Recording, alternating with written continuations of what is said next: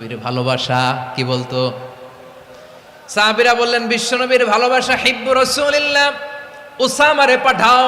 উসামারে বিশ্বনবী নাতির মতো স্নেহ করে, মায়া করে, ভালোবাসে। আমরা পারবো না, উসামা পারবে। সবাই মিলে ফুলিয়ে ফুসিয়ে ওসামাকে, ছোট্ট ওসামাকে রাজি করালো। ওসামা এমন এমন কথা যে তুমি বিশ্বনবীর কাছে বলতে হবে, পারবা নাকি? ওসামা বলে পারবো।